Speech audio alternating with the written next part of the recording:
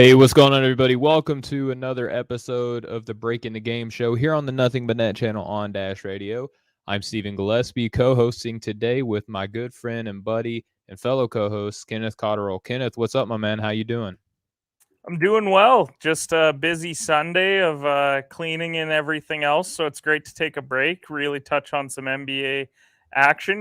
We've seen a lot of changes over the last number of weeks, and so super excited to get into it. Yeah, absolutely. Sunday fun day here at the Gillespie household as well. I was able to leave work a little bit early, which is always fun. But today, Kenneth, man, we're got some breaking news. We want to let everyone know that we're going streaking today, man. So why don't you go ahead and lead off with that? Well, how can you not? I mean, are we streaking through the quad? What are we doing? No. So we're talking about the NBA teams that have been on winning streaks and losing streaks, and some of those streaks might have ended just recently, but some of them might also still be ongoing. And so we want to highlight the teams that have either started really strongly for a significant stretch of time, or the teams that have struggled over a significant stretch as well. So that's what we're going to get into here today, talking about those teams that have either really played well or have gone through some tougher times. And what's crazy too, Kenneth, before we even get into the teams, is that last week I feel like it was almost a completely different group of teams that you would have assumed that we were going to be talking about. And some of the teams that we will be discussing today almost kind of flip-flop between winning and losing, losing and winning, vice versa, all that fun stuff. So it just lets everyone know, it serves as a good reminder that you can never ever take the early going of the NBA season seriously. For sure. Yep. So, all right. So, Kenneth, we're going to go ahead before we get streaking. We want to let everyone know of a new sponsor that we have at the Off the Ball Network. We're talking about Built Bar. Unlike all the other bars out there that taste either like old Play Doh or a piece of cardboard, when you eat a Built Bar, you will think that you are cheating on your diet with a delicious chocolate dessert. If your kids find out how good these things are, you're going to have to buy more because they're going to be begging for them. Kenneth, they have great flavors such as cookies and cream, double chocolate, strawberry, peanut butter brownie, and much more. They also have a new mystery flavor that if you guess correctly, you could win a prize. Just go over to their website at built.com, enter in promo code off the ball, get a 10% discount because we're good friends with the folks over there. They'll hook you up with a 10% discount when you enter in code off the ball at checkout at built.com. Kenneth, what do you think of Built Bar, man? I mean, I placed my order last week. I got it in on Friday here. So the fact that it was here within a week was really encouraging, especially given that I'm up here in Canada. So shipping sometimes can take a long time. Today, I tried the coconut one. My fiance tried salted caramel, thought that they were both phenomenal. They're not lying when they say that it tastes like a chocolate bar. I legitimately protein bars I find are really bulky at times, and these ones aren't. They taste really good. And so we also have the bites that they have there as well. We even picked up some of the immune boost and other things that they have. So really excited to not only be partnered with them but to actually use their products moving forward. So really excited about it. Yeah, and if you go to their website, they have this cool graph where it talks about, how they compare nutritionally with these other bars and other supplements, things like that. And it's mind blowing how much better for you these Built bars are on top of how good that they taste. All right, Kenneth. So we paid a little bit of the bills here. We're gonna move on to some of the teams that are streaking right now. Let's start on a positive note, Kenneth, and we'll start out in the East.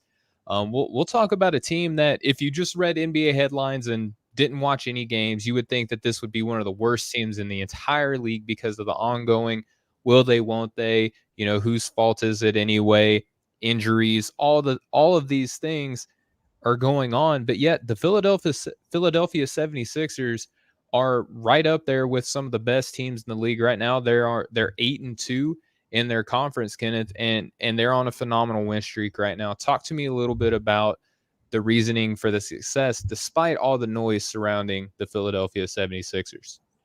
I mean, it's almost disrespectful the amount of people that are not talking about the Philadelphia 76ers because, as you said, every day the new headline is Ben Simmons is doing this. He's not reporting to this. He's not doing this. And, it gets tiresome at times. And I mean, you look at them now, They're sitting in the Eastern Conference at the top of the Eastern Conference standings. They're currently 8-2. I mean, they've been on a phenomenal win streak now. Beating the Chicago Bulls twice over that 6-game win streak is really impressive because of the way that they've played out of the gate with all the weapons that they have there. They also beat Detroit twice over that stretch, but those are games that you should win, but you still have to go out and play the game. You still have to go out and win those games, and they're doing that. And then they also beat the Atlanta Hawks and the Portland Trailblazers, both teams that I'm sure the consensus have in the East and Western playoff conferences, respectively. So overall, what's been impressive about this team is that so many guys are doing it for them. Because you would think, okay, they're 8-2. Joel Embiid must be playing out of his mind. Joel Embiid's 29-4, which like the numbers say are far further down than they were last year. But that's okay because winning solves everything. And you look at guys like Tyrese Maxey that were involved in all these trade rumors. Well, what does he do? He comes out and he starts the year 14-4-3, significantly improved from last year. You know, we look at a signing that not a lot of people talked about in Georges Niang, 12 points per game for them. You've got Korkmaz at 11 points per game. Seth Curry nearly 18 points per game as well. You've got Tobias Harris playing well. It's overall a team effort. I think it just goes to show that, you know, even without Ben Simmons, this is still a deep roster. It's got a good mix of vets, a good mix of young players. They're all playing well. They're playing in cohesion. In a way, they might be bonding around the fact that they don't have Ben there and everyone's writing them off. And they're like, well, to hell with him. We're just going to go out and win games. So I think overall, Philadelphia has really impressed me so far.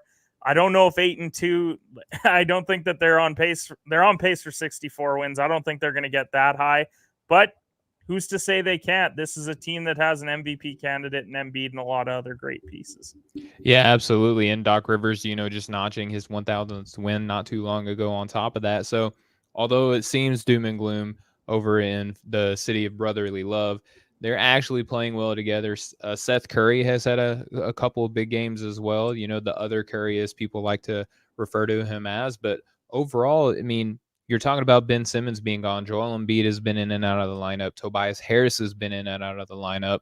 Danny Green has missed time. So it's like, who on this team could step up? And we're seeing a really good sophomore season from Tyrese Maxey as well to help kind of bolster this team upwards, despite all the noise that we keep talking about, Kenneth. So looking forward for this team, do you think that this is sustainable, the 6-game win streak, or do you think that this is going to be something that, you know, is going to be ending relatively soon? What do you make of where they are and where they could be a little bit further down the line? I mean, this week's going to be really telling for them. They do have just this week the New York Knicks at home. They've got the Milwaukee Bucks, who are hobbled, but they still have Giannis playing. They still have Holiday out there. And then they cap it off with playing Toronto. So it's a nice little 3-game homestand for them, but all against teams that are playing pretty well out of the gate, especially a team like Toronto that we didn't expect to be in the position that they are. So, I mean, that's a stretch that I'm really intrigued by. The thing about them is that I don't see like a really notable win yet for them. Like we talked about Chicago, they're a good team, but they haven't faced the Brooklyns or the Utahs or the Miamis yet. So I want to see them go up against those teams, go and get like a really big statement win so I can truly say that I really like this team and what they have moving forward, because the Hawks aren't playing great. Portland's kind of struggled out of the gate. You've got the Pistons. So like, you know, you kind of have to take that winning streak with a grain of salt as well. But shout out to them for winning 6 in a row regardless. Yeah, and again, it's almost going to be hard, though, to discredit them for any sort of slump that they go on in the next coming weeks, just simply due to, you know, all the external noise that they have going on surrounding their team. All right, Kenneth, so from one team out east, we're going to jump out to the Western Conference now. The Golden State Warriors, everybody's favorite franchise for the past several seasons, that everyone kept saying, you know, Golden State's going to come back, and they just never really did. Well, as soon as the doubters started coming out, myself included, they started making more noise, and Kenneth, they're riding a pretty hot winning streak as well. You know, they look really good coming out of the gate this season. They're 7-1, number 1 in the Western Conference right now. They're riding a 3-game win streak. They're undefeated on the road on top of all of that, Kenneth. Steph Curry is being Steph Curry, but some of these other guys on the team have been making a little bit of noise as well. What do you make of Golden State and where they're at right now? I mean, this is if Philadelphia is the team out east that you have to take with a grain of salt, I think you have to do the same with Golden State. Not to discredit them at all. They're 7-1 to start the year. Their only loss came against Memphis, where they led most of the game, very easily could have won that game and been undefeated. But if we're looking at the last little stretch that they've had here, the Pelicans, who some might say I'm not a big fan of, I don't know any reason why people would say that, but not a big fan of the Pelicans. Then you've got the Hornets, who have struggled over the last little bit here, and then the Thunder. So if we're talking about strictly that 3-game winning streak, all games that they should win, they went out and did it. They executed. That's what matters. Their 2 quality wins this year would be the Clippers and the Lakers. Clippers probably more so than the Lakers, the way that the Lakers have been playing, but Paul George playing like an MVP candidate, and we'll get more into them in a little bit. But Steph playing at the MVP level, 26, 7, and 7. I don't know if the 7 rebounds is sustainable, but once again, small sample size, we'll see. Overall, Jordan Poole playing well, Damian Lee playing well, Andrew Wiggins. It's an overall team effort. It's very much like Philadelphia, where you have Embiid is the centerpiece, but Steph's playing better than Embiid, so Steph's that piece, and then you've got some of these other guys stepping up. And we haven't even seen guys like Moses Moody and Jonathan Kuminga, 2 rookies that were highly touted coming out of college. Wiseman in year 2. They haven't really been playing or playing at all, and so it's interesting to see what Golden State's going to have moving forward. When Clay comes back and other things. So them starting 7-1, yeah, they're beating teams that they should, but that's really important in the Western Conference playoff picture, and they're getting it done. Yeah, no doubt about it. And you look at some of the leaders on this team. Obviously, you expect Steph Curry to be up here. And when we were doing, the other week, Kenneth, when we went over our all most improved teams, we overlooked Jordan Poole because of what Damian Lee was doing. And not that Damian Lee still isn't doing what he's had done that previous week, Kenneth, but this week Jordan Poole has had a heck of a run. He's now averaging almost 18 points per game, on 46% shooting, about 36% from deep, having himself a heck of a run. And the always understated but never overrated Andrew Wiggins on this team has had a heck of a run as well. New additions like Bjelica, and even Otto Porter Jr. giving you about 40% shooting from deep, 6 points per game. Gary Payton, the second, not junior, but Gary Payton the second had himself a heck of a dunk the other night that brought the house down. And Golden State is fun again, man. And this is really good for the NBA. It's always good when the team from the Bay is performing at the level that they are. So, Kenneth, I mentioned that they're, on a 3-game win streak. They're 7-1 on top of the West. It's hard to predict. Now, it's the NBA. Things happen all the time. But it's hard to look down the pipe and see, where's this first loss coming from? Because they have Houston, Atlanta, and Minnesota, all teams that we're going to be talking about here in a little bit, but not for the right reasons. Their next loss may not come until the 12th against the Bulls. But, obviously you can't overrate some of these other teams. But, Kenneth, looking down the pipe, how do you feel about Golden State continuing their success? I think that they're going to continue playing really well. I would circle that Atlanta game. I know that Atlanta struggled over the last little bit, but when we really dive in and look at who they've been playing, they've had one of the tougher schedules out of the gate. So I wouldn't write that off as a loss yet for them. I think Houston and Minnesota, both teams that are struggling and teams that they should beat. Both of those games are also going to be at home. They're in the middle of a big homestand here. So once we start to get into the following week where you have to go on the road to Charlotte, to Brooklyn, to a Cleveland team that's playing well, I think that's when you can start to see some losses because, yes, they do have an undefeated road record, but at some point that's going to come to an end, and they do have to play some tough teams here coming up. So I think they'll lose one over the next week or so before we meet here next Sunday to talk about it once again. Yeah, no doubt, no doubt. All right, so going from a team that KD used to play for to the team that he plays for now, going back out to the Eastern Conference with the Brooklyn Nets. Now, Kenneth, this is a team that a lot of people have different, thought processes, how good this team really is. Obviously, the whole Kyrie Irving thing hasn't really, been favorable. But right now they're riding a 4-game win streak. They're currently 6-3, which would put them 4th place, still home court advantage if the playoffs were to start today, Kenneth.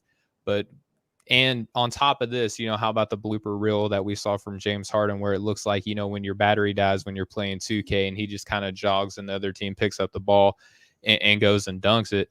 But despite that blooper, despite Kyrie Irving being gone, it looks like they're playing really good basketball. What do you make of Brooklyn's solid start so far this year? I mean, Kevin Durant's just back to playing at the highest level, 28, 8-5. Harden, yeah, the scoring numbers aren't there. I think he's struggling to adjust to the officiating a bit more because a lot of the points that he did rely on came at the free throw line, and those numbers are down for him. But still averaging 9 and 7 on top of the 17 points. So he's still contributing in other aspects. A lot of this has to do with the role players. You look at Patty Mills, 10 per game. People were expecting it to be higher, but hey, if you're getting 10 points from anyone off the bench, I think that's huge. Lamarcus Aldridge coming out of retirement, averaging 12 points per game, playing a very significant role with this group. And then you got Joe Harris at 11 points per game as well. Once again, it's just another team that's balanced. This past week, they didn't have a lot of tough games with, Detroit twice and Indiana. They did beat the Hawks, though, so shout out to them for beating quality team there that, yeah, they're struggling, but it's still a team that went to the Eastern Conference Finals last year. So overall, Brooklyn's just starting to get back into the flow of things. Still haven't seen Kyrie Irving. Who knows whether he's going to be playing at all this year? Probably not. But overall, exciting times for Brooklyn. Yeah, and despite the fact that they're on this hot win streak, they're right behind the Philadelphia 76ers at 6-3. The Sixers are 8-2, second place in the Eastern Conference, or excuse me, in the Atlantic Division right now. Kenneth, you're looking down the pipe at some of the games that they have. Not too much different from the other teams that we were talking about. They have the Raptors, they have the Bulls, they have the Magic, they have the Pelicans down the line. I don't know how long this win streak's going to last, but if it's all going to fall on Kevin Durant, and maybe James Harden's still getting used to the play calling, because if you look at his percentages, his 3-point is still good, but he still is fighting the urge to get guys' arms trapped on him on drives and try to get these calls to go his way. And one thing I want to point out with these, the play calling, Kenneth, is that some of these guys have played a certain way for like 10 seasons now. And then we've only been 3 weeks into the NBA new season with the officiating, things like that.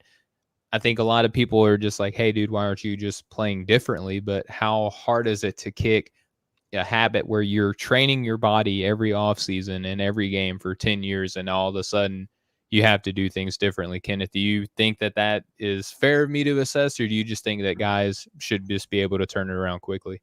No, I agree 100%. It's going to take time. Like, these guys have played this way for a long time. We saw James Harden average 35 points per game on probably a dozen or more free throws a game. So when you're relying on getting to the free throw line as much as you are, it's tough to adjust, and it's tough to switch up the way that you play. I think you give it some time. These guys will figure it out. What I like about Harden is that he's just contributing in other ways. He's still getting the ball to his other teammates. He's still rebounding well. He's doing the other things while he may be struggling on the scoring side. It's resulting in a lot of wins. I do think actually people might be surprised this week that Brooklyn drops a couple games, because it is going to take some time, but all these are road games. Road trips are always tough. Doesn't matter the opponent. I wouldn't be shocked if they slip up against Toronto. Toronto's a team that's playing really well right now, so that's one that I would keep an eye on. And honestly, even some of these young teams, like, yeah, people were right off the Magic, the Pelicans, and the Thunder. These are teams, yeah, they can get blown out by 30, but they've also surprised this year by winning against some quality teams. So I would keep an eye out for those. For this road trip, I think they play 5 games on the road trip. I think they come back 3-2 from that. So should be a fun stretch to watch for sure. Yeah, 3-2 seems fair, and they don't have another home game until November 16th, which is my little brother's birthday. Shout out to my brother Shelby. Love you, dude. All right, so we'll move on to the next team, jumping back out west, and now more of the same here, Kenneth. There's a lot of outside noise, investigation, things like that going on for all the wrong reasons for the Phoenix Suns, but yet they just find a way to keep winning. They're on a 4-game win streak. They are 4th seed in the Western Conference at 5-3, just right behind the Dallas Mavericks for that 3rd seed. Kenneth, Sarver, everything going on with him. Chris Paul's on yet another team that's getting investigated for, slurs, derogatory use of language, a whole bunch of just terrible things, but yet the players are still doing what they're supposed to be doing, and that's stringing together a 4-game win streak. They're 1-1 away from Phoenix, 4-2 in Phoenix. What do you think of how the Suns have started the season so far? I mean, the allegations are troubling, and I'll just leave it at that. Really hope that things get sorted out there if what's being reported is true and all that. Phoenix as a whole, getting back to the basketball side of things, it's a stretch where once again you see a lot of teams that you think they should beat, but you got to go out and do it. We talked a couple weeks ago about Devin Booker struggling out of the gate. He's back up to 22-5-5. I'm assuming those scoring numbers will continue to go up. We know that their cast of Bridges, CP3, and Ayton, like that's kind of their big four that they have there. But JaVale McGee at 10 points per game, he's the guy that they added. They added Landry Shamet as well, and I was really critical of Phoenix offseason, but they went out and added some guys, and now we're seeing that come to fruition. So Phoenix, they struggled out of the gate. They righted the ship with this 4-game winning streak. How long they can keep that going, I'm interested to see, because it is going to be a fun little stretch here coming up at the Kings. They've got Portland, they've got Memphis. So, some tough games coming up. I think it'll be really telling over these next 3 games what this Phoenix team is moving forward. Yeah, and we're starting to see not only older guys like LeBron James struggling to find his way through, a longer season at his advanced age, but Chris Paul too. It was only a matter of time before the scoring total really took a dip. Not saying that you're going to expect to see him do what he's doing this year all year as far as point values go, but 13 points per game is not really what you want to see at a guy that is paid as much as he is. Now, his impact is judged by the way that the rest of the team steps up. But even still, Jay Crowder a little bit troubling coming out of the gate. DeAndre Ayton, clamoring for a contract extension, isn't putting up the production that he was in the playoffs. But you still get guys like Mikal Bridges, Frank Kaminsky having a pretty good year so far as well. So some of these bigs that they got, JaVale McGee, Frank Kaminsky, are stepping it up. Some of these guards like Cameron Payne are stepping back a little bit. And I still think that, yes, they didn't add a whole lot of people in the offseason, but adding guards and moving that rotation around takes a little bit of adjustment of getting used to in the early going. And who knows how long the buzz has been going on in Phoenix within the organization, right? Because as soon as we're hearing about it, it's not like the players are hearing about something like this at the same time as well, especially dating back as far as some of these allegations go. So it's just overall, I'm impressed with how good that they have played so far, despite everything else that's been going on with players not performing up to their usual standard. And then obviously another investigation on a Chris Paul-led team is something that you don't really ever want to see. Hopefully people who were wrong find justice, and, people who, need to have extra attention paid to them. I hope that they get that. Kenneth, so we'll move on from the Phoenix Suns to the Cleveland Cavaliers. They've strung together a nice little win streak, and even when they were losing, they were still kind of a fun team to watch. They got Evan Mobley, who's a strong contender for Rookie of the Year. The backcourt of Sexland is looking entertaining. Jared Allen got paid. He looks like he's the second coming of Kevin Durant. The last game he hit that fadeaway three-pointer. I was pretty blown away by that. Kevin Love being more of a professional this season, and I think a lot of people are appreciating that. When you have an older guy in the locker room that has a presence that he does and the experience, he's an NBA champion, when he wants to be there and he's okay with what's going on, you're looking at how that positively impacts the locker room and makes the coach's life a lot easier in Coach Bickerstaff. But they're in the middle of the pack here in the Eastern Conference, sitting at 6-4, 3-game win streak. If the playoffs were to start today, they would be the 7th seed. So what do you think about the surprising Cleveland Cavaliers, Kenneth? Cleveland was a team that, I wrote an article about the over-under win totals this year, and Cleveland was one that I took the over on because they had them kind of in the mid-30s. I thought that they were a team that could sneak into that play-in game if all went right, and at least through this small sample size they have, and I think it's depth starting to win out in Cleveland, because if you look at the last number of years in Cleveland, they've had a lot of young talent, but they haven't had any sort of bench. Like once you got past the starting 5, then the bench was like, oh man, that guy's getting significant minutes.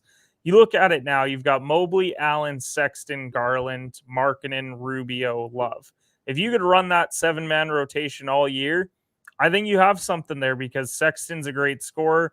Garland provides some of that secondary stuff. You've got Mobley and Allen providing some scoring as well as some much needed defense for this team.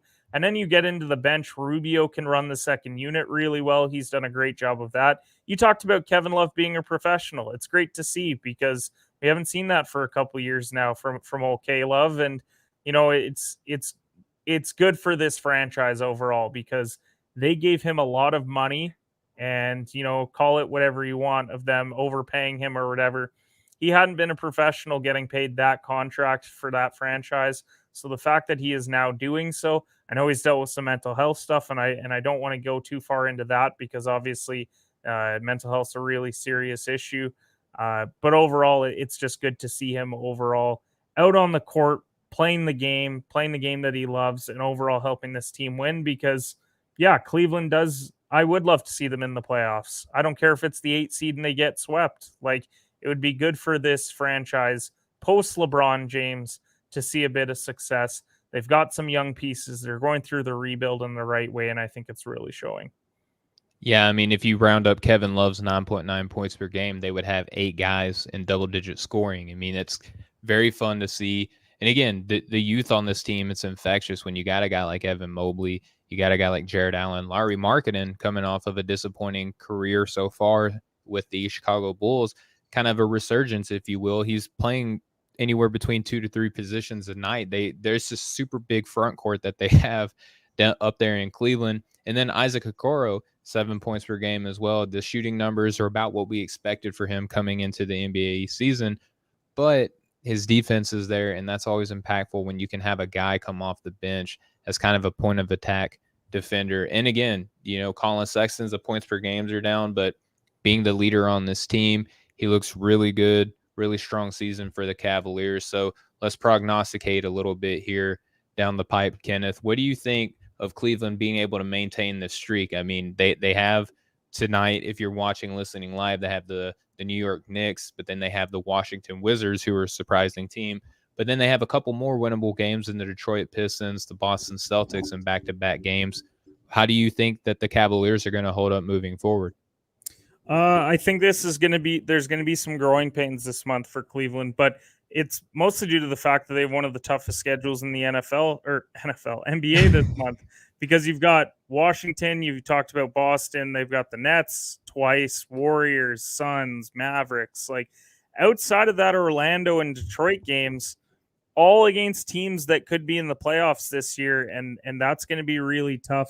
A lot of those are home games, but tough opponents nonetheless. So I think it's going to be very much a learning month for Cleveland. We might see them below 500 coming out of this month, but if they're still above 500, you have to consider that a massive success given the schedule that they play. Yeah, and the lack of experience and cohesion on this roster as well. All right, so moving from the Cavs, let's go out west to the Clippers. This is going to be the last team that we're talking about on a win streak, and we're starting positive here. Now, Kenneth, you've been speaking glowingly of the play of Paul George. You're about the only one that I ever hear say anything nice about the Clippers at large, but especially Paul George. And let's not overlook the fact that he hasn't done himself any favors with the clever nicknames, with the commercials that make him look like he's the second coming of somebody. When we found out that Kawhi Leonard was going to be missing time, you and I had different viewpoints of the Los Angeles Clippers, but to your credit, you've been speaking very highly of the level of play of a Paul George. Why don't you talk a little bit more about how successful the Clippers have been so far? I mean, that's the thing. Before the season started, I never was low on Paul George. I was always low on, once Paul George is not there, what else do you have? Now, so far this year, it's been pretty solid. Now, the one player that I was critical on them bringing in that hasn't played well, Eric Bledsoe, 8-4-3 for them, which when you have a guy starting and playing those kind of minutes, that's not great production that you're getting from him. But I don't want to remain too negative on it. So Paul George, 28-8-4, should be in the MVP discussion. He was a long shot MVP for me this year because how could he not be? Like, you're on a team where if you get to a top 5 or 6 seed, you're the only star on that team, you have a great opportunity to be there. Reggie Jackson's lived up to the contract that I didn't think he deserved at 17-4-4. So shout out to him for playing well. Terrence Mann at 10 a game, Kennard at 11 per game, Morris at almost 10 a game. Once again, it's one of these teams where they're getting output from so many different areas that I think it's really helping them. Now, let's also be clear that their 3-game win streak, they beat Minnesota twice and they beat a struggling Charlotte team. Fair enough. So not the best competition. And I still stand by the fact that I think the Clippers will be in that play-in game as the 9 seed. But as of now, they're playing good basketball. Paul George is getting some help from his secondary cast. If he remains healthy, if he plays the full schedule this year, the sky's the limit for this Clippers team. They could definitely sneak up into that top 6. But overall, impressed by Paul George. Yeah, coming off of wins between the Timberwolves and the Thunder, today they have a matchup against the struggling Charlotte Hornets. Well, spoiler alert, will be the next team that we're going to discuss. But even additions like Isaiah Hartenstein, he has had a good performance as of late, kind of backing up Ivica Zubac at that center position.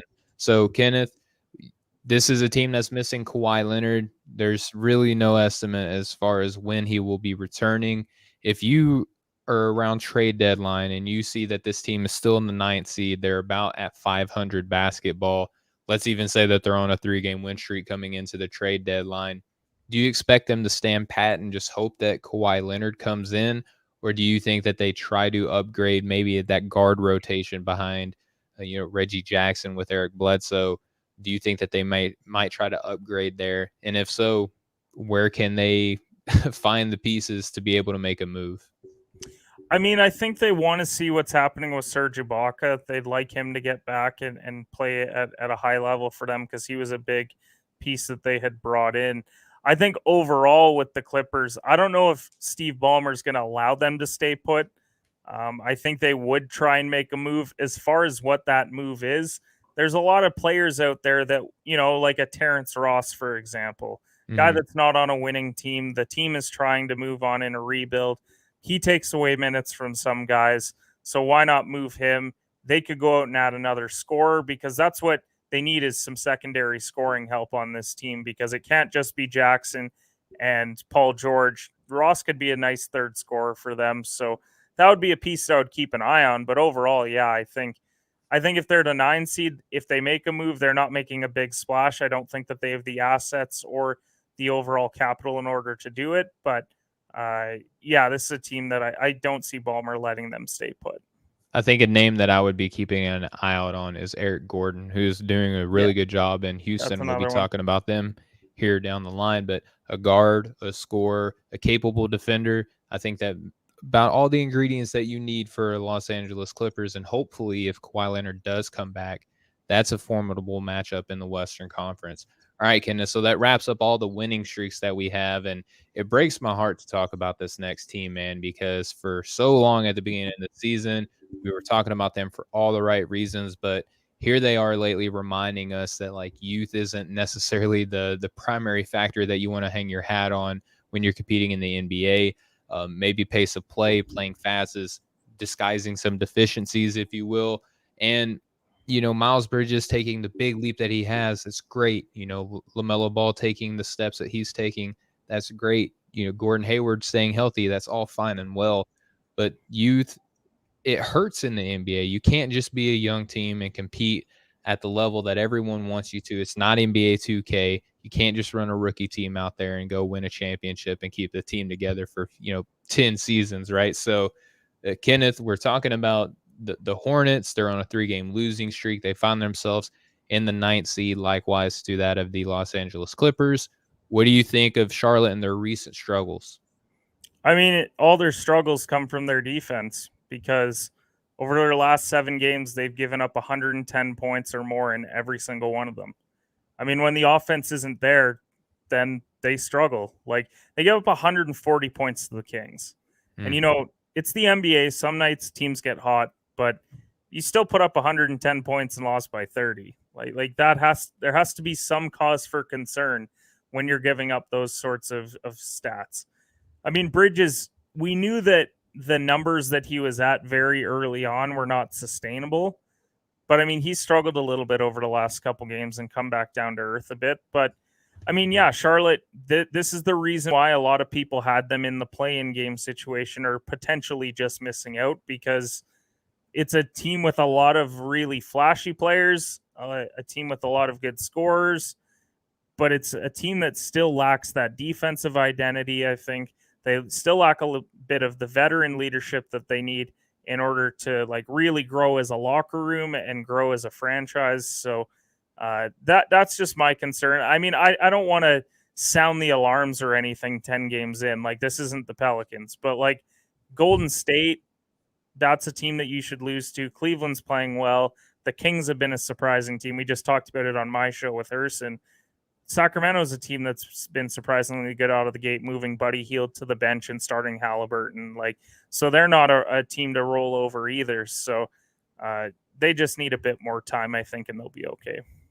Yeah, and I projected them coming into the season being the 7th seed, so I still don't think that they're too far away from that area, but still in that play-in scenario that you were discussing. And you mentioned some of the players coming back down to earth. I remember at one point, LaMelo Ball was averaging like 3.5 steals a game. That number has gone in half, to about 1.7 steals. So it's maybe a little bit too much gambling on the defensive end. I just think that some of the fundamentals, some of the cohesion that there really isn't because of the lack of, or because of the influx of newer players on this team, like a Kelly Oubre, like a Ish Smith, for example, Gordon Hayward being healthy again for the first time. You still haven't seen much of Book Knight, the young man that they drafted.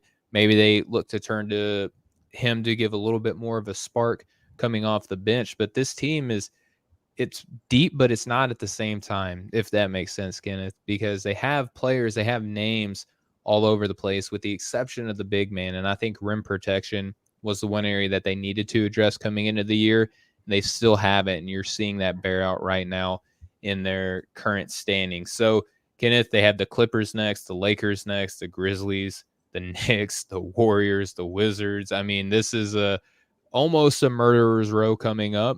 I don't know if things are going to turn around. Maybe they steal a game that they have no business stealing, but I don't think that they're going to be looking at a substantial win streak coming up. What say you?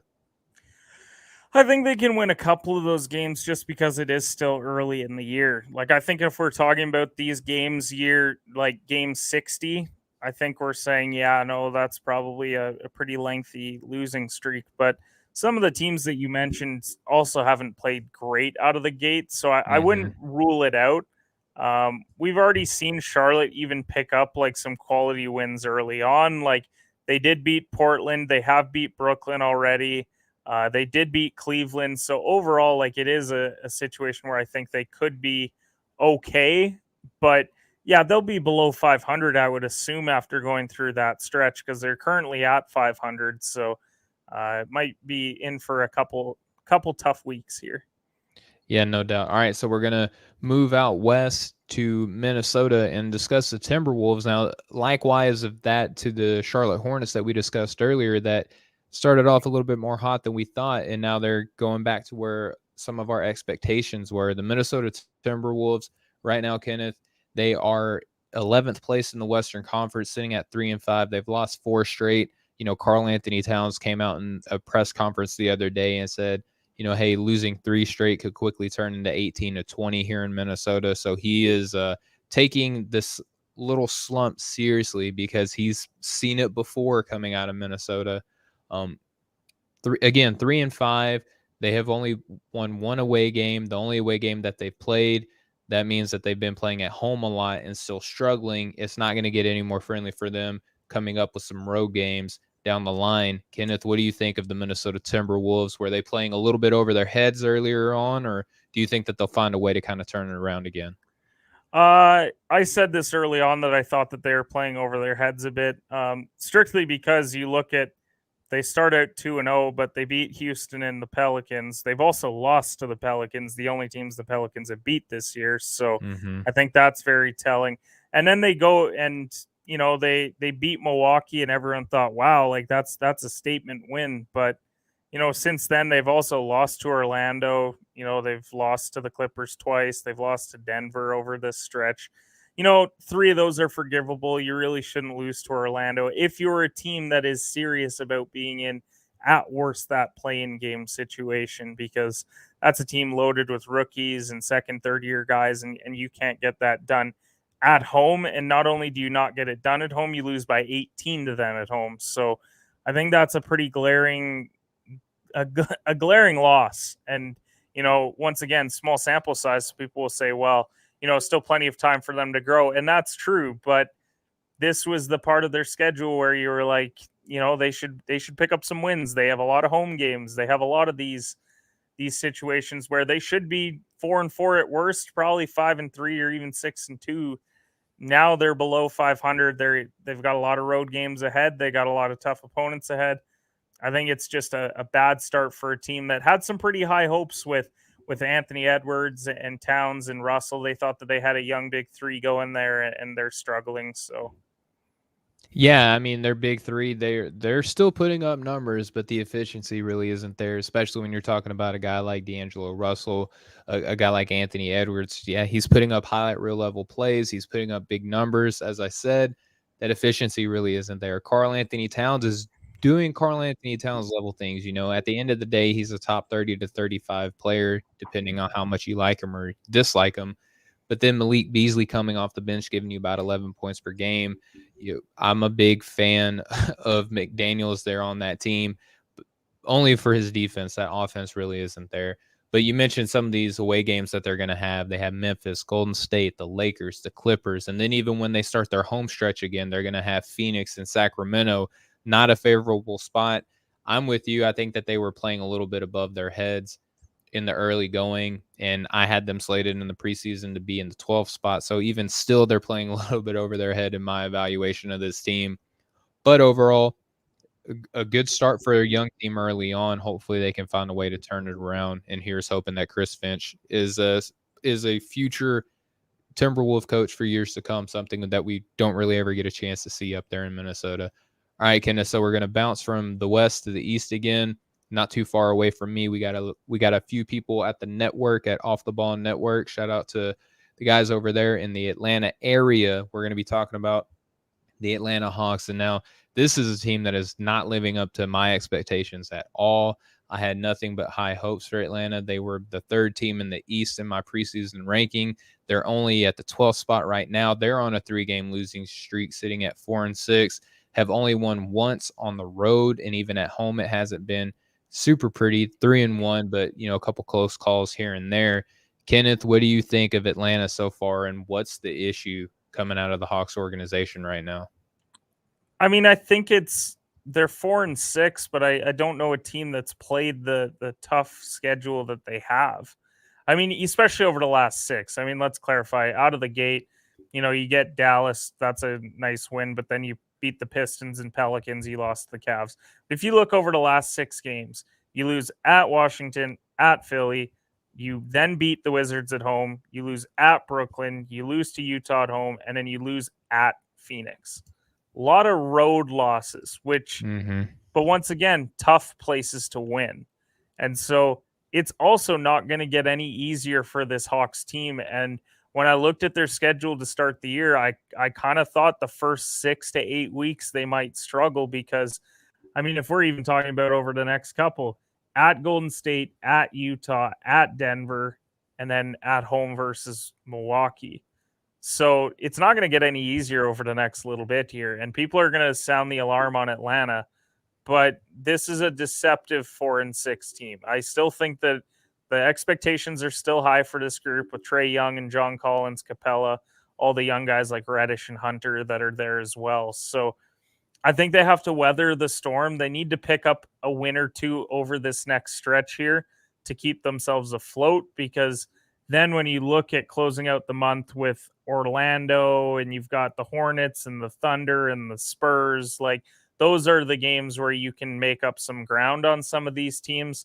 It will not shock me if Atlanta drops further in my rankings next week, but following that, they'll start to climb back up. Yeah, no doubt. And you mentioned some of the games that they have coming up. They're at Golden State, they're at Utah, they're at Denver. They come home and play the Bucks, and then it gets a little bit softer. But in those tough stretches of games, you'd like to see them go maybe 3-2 and then win these games that they're supposed to absolutely pick up, and that will help their overall standings. I just find it odd to see that a team that is largely the same, that just had great success. Trae Young is one of these players that has been impacted so far with the new play calling, and he's been probably the most vocal about it, which you can look at that as a negative thing. I think that that's actually kind of nice that it's not just a player saying like, well, I'm going to turn it around or whatever. Like, he's realistically speaking about what's going on and talking about other players who have struggled as well, James Harden and Damian Lillard, who is being completely oblivious to the fact that he's struggling at all. Trae Young is being pretty upfront and honest and transparent, something that I appreciate in a player. So, Kenneth, we'll move forward now from the Atlanta Hawks. We'll talk about some of these bottom-dwelling teams coming into their conferences now. The next three, they're the bottom of the barrel. The Houston Rockets. I mean, in the Western Conference, there's only one team that's worse than them, that being the Pelicans, but they currently hold the active longest losing streak. Now, they are also a team that I think that we expected to perform poorly going down the stretch. Haven't won a single road game, only 1-2 at home. A lot of rookies, not too many veterans. Eric Gordon probably won't make it on this team past the trade deadline because, let's face it, Houston loves draft picks right now. They're kind of like the little Oklahoma City right now in that aspect. But Kenneth, rookies, chemistry, second-year NBA head coach and Steven Silas, tough Western Conference, tough division in the Western Conference. What do you think of Houston so far in the early going? I mean, if we're talking about Atlanta having a tough schedule, like Houston's been through it the last couple weeks. At Denver, at Phoenix, at LA twice, at home against the Jazz, at Dallas, and then at home versus the Celtics. That's their last 7 games. So the losing streak's expected. Like you said it. They're trying to get draft picks. They're not trying to win a lot of games right now. What I will say is that they've at least been competitive in a lot of those games. And, we've seen Jalen Green go off some nights. He had one against the Lakers where I think he had like 27 points. Like, he looked really good in that game. Christian Wood has looked good a lot of nights. But yeah, it's a very young team. They're not trying to win games. They are going through a full-on rebuild. They're trying to just give a lot of minutes to these guys like Green and Tate and some of these other pieces. Yeah, exactly. So we didn't expect them to perform really well. It's just been amplified because of who they've had to play. The one win that they do have, they did beat Oklahoma City. So I guess at least they're beating some of these other teams that aren't trying to win in this tankathon that we're seeing by some of these franchises. So overall, I'm not that surprised to see this so far. Yeah, and one player that I'm kind of disappointed in, my pick for most improved player of the year was Kevin Porter Jr. Maybe looking a little bit too, favorably upon him. Obviously, there's still plenty of time for him to pick it up, but he's only given this team about 12 points per game on 37% from the floor, 30% from deep. Not the numbers that I was anticipating him putting up. Christian Wood, like you pointed out, is still doing his thing. We already talked about Eric Gordon. Daniel Tice is giving this team a nice little veteran presence. Kenyon Martin Jr. giving the team some minutes as well. But you go down the list of names on here, and you're like, okay, this makes sense why this is the 14th seed in the Western Conference. And we'll be talking about the 15th seed coming up here soon. But I look at the schedule. I mean, they got Golden State today. Maybe they pick up a win against Detroit. We'll talk about them more here in a second. The Trailblazers, Phoenix, Memphis, Oklahoma City again, so that might be a game that they can win. Maybe they just look to remain competitive. They only lost by 1 against Denver the other night, so I don't think that Houston is looking at overall wins right now this year, though, Kenneth. I think that they're looking at the development aspect and trying to groom future MVPs of the league. Oh, for sure. I mean, overall, like, we're going to get into these last 2 teams, but like, the scheduling guys at the NBA really just gave a big middle finger to some of these bottom teams, because when we're about to talk about Detroit's schedule, like, they were literally just saying, hey, we know you're not trying to win, so we're going to get all these other good teams wins out of the gate. Sound good? And they were just like, I guess so. Like, sure. Sure, I guess. Like, we're gonna win 15, 20 games, so thanks. Like, Yeah. So let's go ahead and get into Detroit now. To their credit, I guess, they were without Cade Cunningham for quite some time. He came back in the game that he came back, they won, but ever since then, it hasn't been pretty for the Monsters in Detroit right now. You know, they're on a 4-game losing streak. They haven't won a single game on the road. They're 1-4 at home. Uh, very young, very inexperienced. They do have an inexperienced head coach in Dwayne Casey. And I've looked at him as a guy who has taken some of these broken pieces and done more with them than I think other coaches could do. But you know, they have a game coming up Wednesday against the Houston Rockets, the Cleveland Cavaliers, the Toronto Raptors, Sacramento Kings, Indiana Pacers, and then you start getting into some real heavy hitters in their schedule. It's not looking like the Detroit Pistons are going to be picking up a lot of wins this season anyway. Maybe they get a Paulo Banchero to play alongside a Cade Cunningham down the line, or maybe a Chet Holmgren, depending on who your flavor of upcoming NBA draft prospects are. They're probably going to be up in that mix. So, Kenneth, the Detroit Pistons, much like their NFL brothers, they're playing to your expectations right now, yeah? yeah, I mean, I'll name the last 7 teams that they played, and I'll let you guess who they beat. Atlanta, Philly, Orlando, Brooklyn, Milwaukee, Philly, Brooklyn. I think we all know who they beat, right? Has to be Orlando. Yeah, like that's their win. And so, like, good for them. They won at home. They beat the Magic. They got blown out by the Bucks, who didn't have Middleton or Holiday or basically anyone not named Giannis. So that's pretty demoralizing to lose by 28 in a game like that. Overall, I mean, yeah, they have Cade back. He struggled shooting out of the gate. He's gonna be fine, everyone. Please stop like, freaking out. Like 2 games into his NBA career, and there's literally people writing articles saying why Cade Cunningham was the wrong pick. Are you kidding me? Or what has Detroit done to his shooting? You know, 2 games into his NBA career, coming off an injury, and that's the discussion that we're having.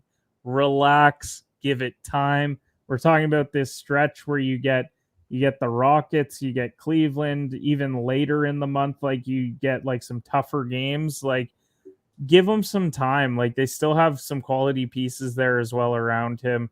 He's going to be just fine. And overall, people just need to calm down. Like, Detroit was expected to win 25 games. So just because they only have 1 win so far, they've also played a really tough schedule. Yeah, and we'll just jump right into this next team, Kenneth, to wrap up the show. The New Orleans Pelicans, pretty disappointing for the health aspect of Zion Williamson to the overall record aspect of being dead last in their conference. You know, I don't think a whole lot of people expected them to be performing this poorly, even without Zion, you know, being 1-9, not winning a single game at home, you know, only 1 victory coming on the road. The Smoothie King Arena hasn't seen a victory. And this is some of the things that Zion Williams' family was pointing out, allegedly, right, last season, saying that he isn't going to be wanting to stay here long term. I mean, you're still getting good play out of Brandon Ingram. Jonas Valanciunas, to his credit, has been balling out lately, but it's pretty much downhill from you know, Devontae Graham on down the line. You know, Herb Jones is giving you really good minutes as a rookie, as a defender. But when you start looking at like, okay, this rookie is giving you good defense, and that's pretty much your highlight reel, maybe you need to reassess the overall composition of this team. You know, Coach Green, first season, not looking really good at all. Sam Mitchell, I heard on, you know, NBA radio talking about this, reminded him of his first season up in Toronto when, you know, Vince Carter didn't want to be there anymore. And he's looked at this scenario and was like, hey, it's only going to get better from here. If I can handle this, I can handle anything. Coach Green doesn't have a favorable start to his coaching debut. What's the trouble in New Orleans? Because I know that you've talked a little bit about this, Kenneth. So I don't want to beat a dead horse here, because I wrote an article about this that you can see at offtheballnetwork.com about the Pelicans. First of all, you're already the Pelicans. You're the place you play is called the Smoothie King Arena, and we're supposed to take you seriously in the NBA. And you have a franchise-altering talent that doesn't want to be there by the sounds of it. You have a GM that brought in no veterans to help out. So now we just have to watch a bunch of rookies and second-year players try and play 25 minutes a night when they're not equipped yet to do so. And so it's basically a trial by fire situation. You hung out your first-year head coach in Willie Green out to dry by not supplying him with anything. They even have their three best players playing well outside of Zion because obviously he's hurt. And it still doesn't matter because they're still losing games. They're leading games going into the fourth and then getting their point total doubled in the fourth quarter. It's having just 40-point losses some nights it's tough too. to be a Pelicans fan. It's tough to think that there is hope within this organization when they have Zion, Brandon Ingram, Valanciunas, and Graham, and they've won one game. And on the road, not even at home. Fans haven't even seen a victory yet.